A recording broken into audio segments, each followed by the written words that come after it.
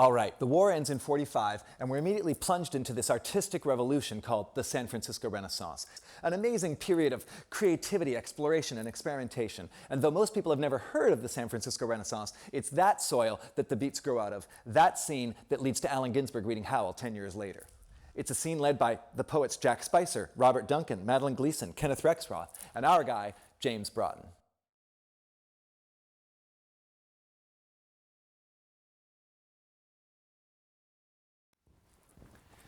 All right, it's 1955. We're at the Sixth Gallery in San Francisco. What happens? Ginsberg reads Howl, birth of the beats. But what happened just before that? We know that there's no historical origin to anything. There's always something that precedes it. And so at this point, we go, we've got to talk about the Berkeley Renaissance. The Berkeley Renaissance, built around this poet Kenneth Rexroth, sort of the ideological anarchist-pacifist daddy of the poetry scene. Everyone wants to be in his classes. Not everyone can get there. Where does Kenneth Rexroth come from? He comes from early American poetry. William Carlos Williams, even Ezra Pound. Over here, we've got Madeline Gleason, who's claim to fame is starting a series of salons, besides being a poet of herself, and poetry readings. In 47, with Broughton and Duncan and others, creates a festival of poetry. And really the rad thing here is that we're finally into the spoken word. The poetry is off the page and out of the universities, into the streets and the cafes. Also following Rexroth is a whole series of guys who happen to be gay. Robert Duncan, Jack Spicer, Robin Blazer, and they're trying to track some of the queer history, and in their classes they're getting people to read Lorca and Rimbaud. At a certain point we get the San Francisco Renaissance. San Francisco just means Berkeley was too small. Half the scene was actually now living in the city or in Sausalito. In 1955, at the Sixth Gallery, whose gallery is it? It's Spicer's gallery. Who set up the whole context for that kind of a poetry reading? Gleason. Who's the MC of that night, looking over the whole thing? Kenneth Rexroth. Who are the poets that night? Philip Whalen, Michael McClure, and Allen Ginsberg doing Howl. And then the beats are born. Boom.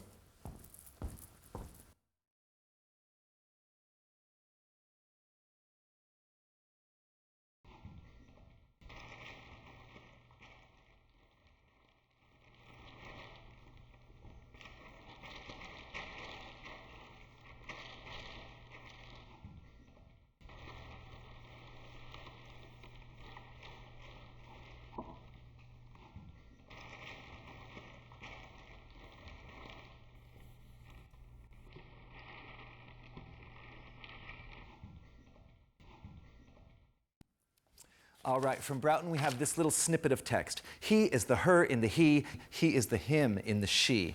What's Broughton talking about? He's trying to refer to the divine androgyne, this sacred marriage of masculine and feminine within one being. Where does he get that language of the androgyne? He gets it partly from Carl Jung. Where does Jung get it? From alchemy. Where do the alchemists get it? From an entire legacy of pre-Christian and pre-colonial European and Mediterranean spiritualities, all the way across North Africa, through Egypt to the Middle East into Europe. Now, who else is using that language? Edward Carpenter has this idea that he puts forward called the intermediate sex. Now, of course, you remember Carpenter from history. He's the one who loved Whitman's poetry so much that he traveled across the Atlantic in the late 1800s to meet Whitman and then have sex with him, then went back to Britain and became a leading writer around both women's rights and gay rights. Who else is talking like that? We've got Harry Hay. You know Harry Hay. Co-founder of the Mattachine Society, co-founder of the Radical Fairies, and also teen lovers with Broughton at Stanford in the 30s. Now, Hay tries to advance this idea that we should all be identifying more as third gender, being in solidarity and in alignment with the indigenous cultures who have already a generally accepted and even assimilated third gender or differently gendered being. Now, of course, when Broughton is fighting with his own sort of androgynous demons here, he doesn't have the benefit or the privilege of all the historical and anthropological research that's gone on in the last number of years that's recognized third genderness as almost a universal phenomenon in all indigenous cultures. Now that we have the language of the Fa'afini from Polynesia, the Burdash in Native America, the Hijra in India, these third and fourth gender beings in Central and West Africa. So he's back here fighting over it, which we now all have that language today. But so if we go back to sacred marriage, what exactly are we talking about? Let's get away from the idea of marriage and go into union or fusion. This is the place, just if numerically, where the 1 + 1 = 3. What's that extra being? He might call it the God body. And that's at the place where the cock is no more important than the asshole, the give no more important than the receive. Now, of course, this is not just theory for Broughton. This is an intense physical, emotional, psychic process. He's wrestling with the internalized phobias and norms of a society that doesn't recognize any of these parts of him. So at this point where he is charting a path in poetry and film, not only for his own holistic androgynous emergence, but for all kinds of gay, queer, and faggot consciousness that rejects macho masculinity to emerge.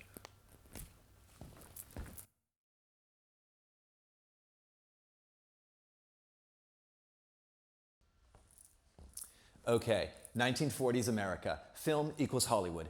Except for a handful of artists across the country making experimental film, James becomes a leading figure on the West Coast, where he makes The Potted Psalm in 1946 with Sidney Peterson, the Bay Area's first avant-garde film.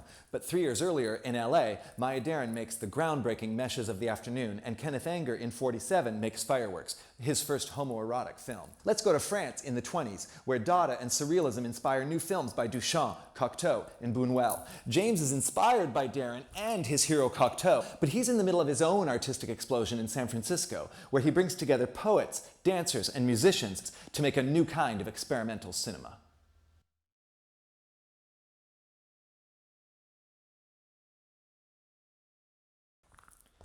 All right.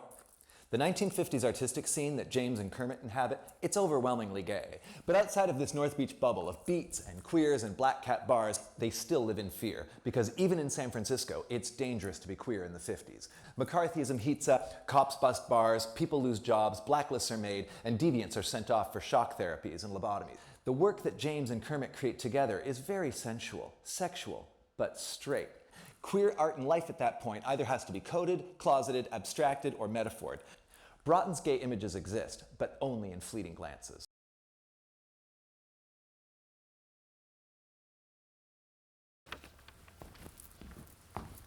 All right, gay poetry. Is there such a thing as a gay poet or a lineage of gay poetry history? We'll start with James Broughton. James Broughton and a number of other people in the 40s and 50s created a kind of aesthetic and cultural context that made things like Ginsberg's Howl or the films of Kenneth Anger even possible, where the sort of artistic languages and sort of cultural context that come out of the 40s, 50s blast into this place where work that gets made ends up re-influencing Broughton, so that there's almost like a second James Broughton making work in the 60s and 70s within the context of gay liberation. So you start to see these naked men hugging each other in his film The Bed. Now, if we try to step back and go, how could we read a gay history in poetry? Let's go back to our daddy up here, Walt Whitman.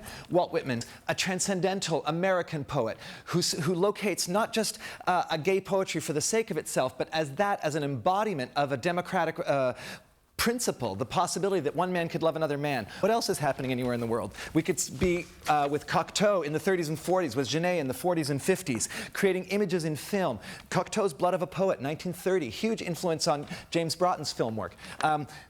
Who else is in France? James Baldwin, coming out of the Harlem Renaissance, moving to Paris to get away from the racism of the States, but writing about black gay love in a way that we haven't really seen before. And again, within this American tradition of locating it as a political event for all people. This embodiment of civil rights in the possibility of one man loving another man. Who else have we got?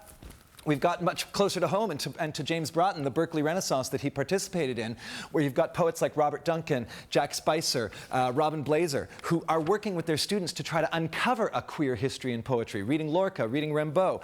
Then we get to this place where the kinds of poets that could actually call themselves gay, poets in the 80s like Bill T. Jones and Arnie Zane, John Giorno, Essex Hemphill. So can we step back even further and try to imagine a gay poetic history or a poetry history that is gay? And it's like, what about these Middle Eastern and Middle Asian poets, Rumi, Kabir, Hafez, not so much because these people are gay and we could never figure it out if they were or not, but the way that they're writing about one man's love for another man, especially Rumi, hit the entire body of his work, improvised, never wrote down a word in his life, all dedicated to not just a muse and a beloved, but this sort of total love of one man for another, body and soul. And in that love of one man for another, gay people can recognize a poetic voice through history. Boom.